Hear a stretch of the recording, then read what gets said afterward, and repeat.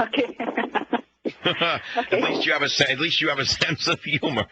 Dr. Orly Tates, thank you very much for being on the Savage Nation. It is 49 minutes after the hour. I'll be right back. Your money, your life. How to make sense of it all. I'm Rob Black. Join me weekday mornings at 10 on Talk 910 KNEW.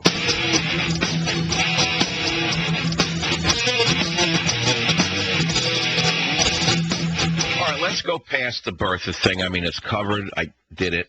We'll do it again, but I don't want to do it to the exclusion of other topics.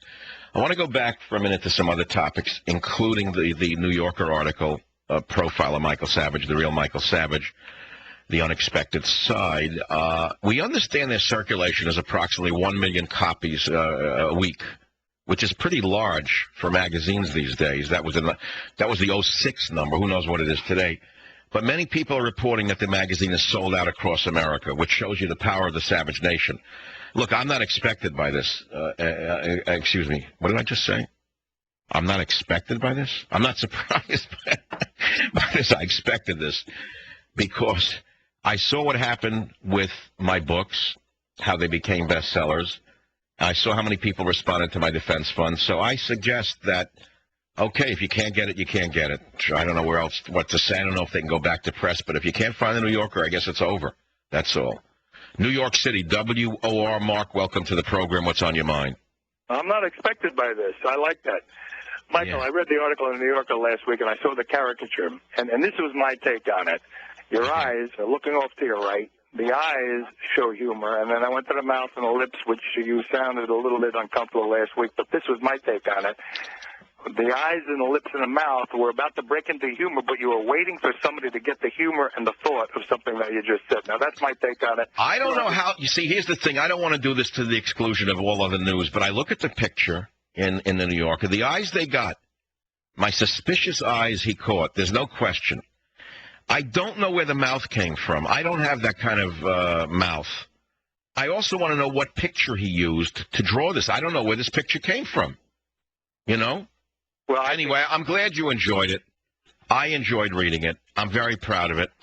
And I'm going to tell you again, my loyal listeners, and I know there are many of you, okay? Many of you understand where I'm coming from and have for years. And I don't know what to say other than thank you for supporting me and listening. I do my best to entertain and educate on a daily basis, and you know that.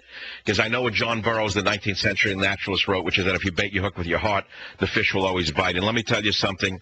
I give you an awful lot of that. I don't hold anything back. I give it all. I sing a song. I do my dance. And believe me, I sing for my supper on this show. I don't just walk through the paces. So thank you for hearing the difference. Now, having said that, I have to say something that's a little egotistical, but you'll understand that as well. And that is this. Despite my detractors, despite the detractors in the conservative media, because they're the only ones I'm referring to, I am the champion. I am the champion of talk radio. Nobody has exceeded Michael Savage. I wear the belt. I am the heavyweight champion of the field of talk radio. And I know this. I've known this for a long time. Nobody has beat me. Nobody can beat me. None of them can get in the ring with me. And let me tell you something. I know that, and no one can take this championship away from me. Nobody.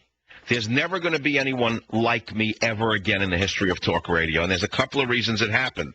It was all happenstance, or was it all fate? I don't know. But if you analyze the top tier of talk radio performers in the United States of America, you'll understand why the depth of this show is what it is, and you'll understand why you get a monodimensional effect from the other shows. And I'm going to leave it at that. I don't want to sit here anymore with this. I just have to say a lot of these things. So that's it. Arab leaders put onus on Israel. Oh, I'm shocked that they're talking to their man in Havana, so to speak. What more do you need to know than Obama goes to the King of Saudi Arabia last month, and he bows down to him and takes some bling on his neck like he's a rap performer coming to his promoter. Savage.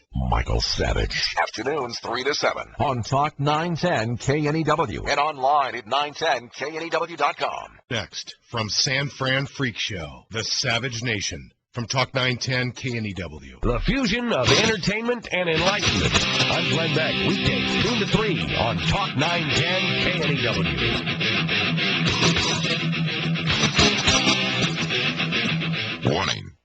Michael Savage Show contains adult language, adult content, psychological nudity. Listener discretion is advised.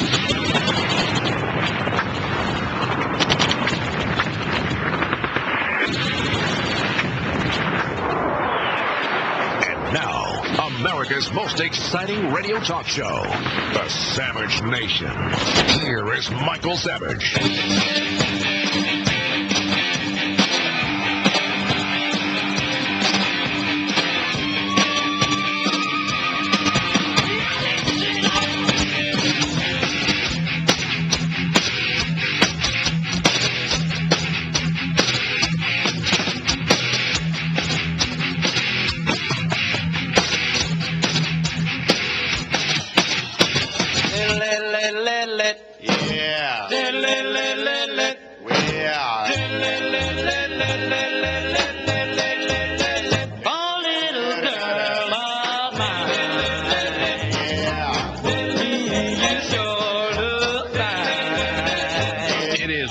Monday on the Savage Nation.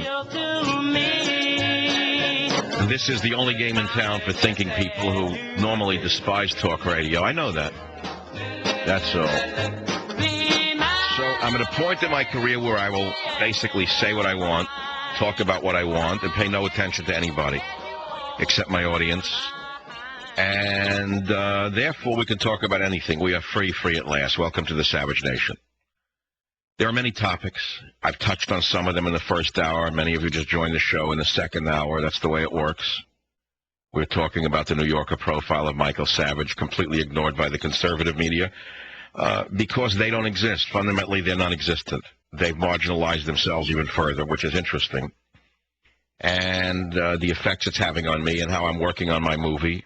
I contacted a new production team today. I'm contacting another one is Wednesday from L.A., and I even have the opening scene written, and I told you I played the Firebird Suite, but I'm going to shift it to maybe the Rammstein, because I don't want to go highbrow on you, because the minute I go highbrow, I'll lose the audience, and you've got to pretend that you're basically a truck driver with brains rather than someone with brains who talks like a truck driver. It's a matter of set and frame.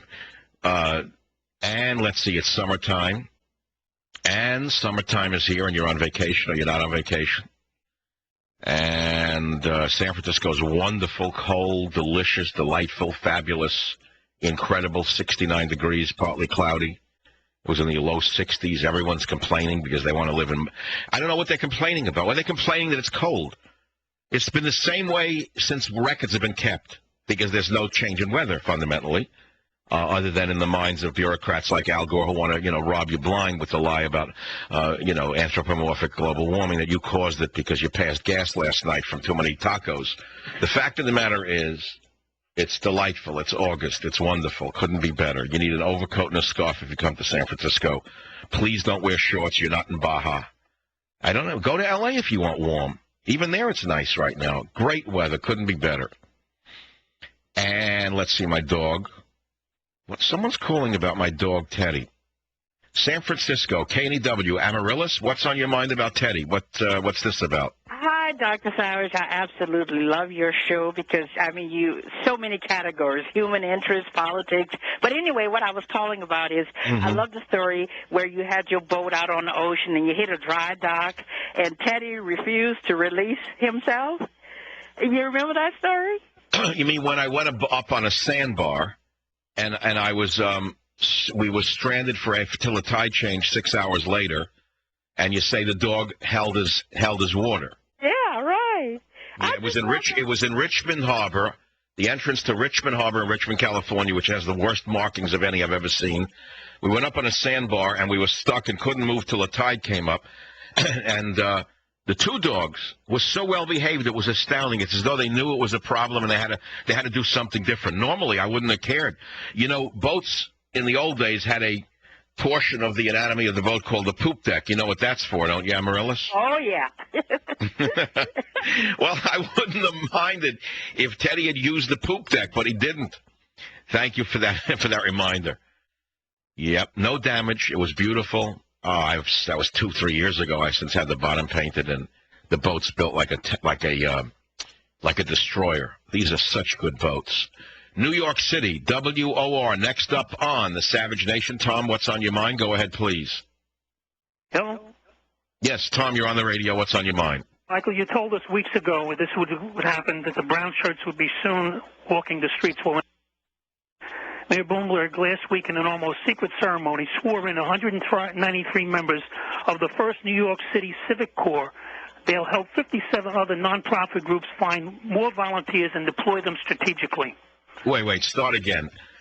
You're telling me that Bloomberg has created an armed security detail separate from the NYPD? This article doesn't say anything about armed, but they were sworn in. Now, I'm a former New York City Police Department member, and the only people that are sworn are New York City police officers. Well, why would Bloomberg need a separate police force from the NYPD?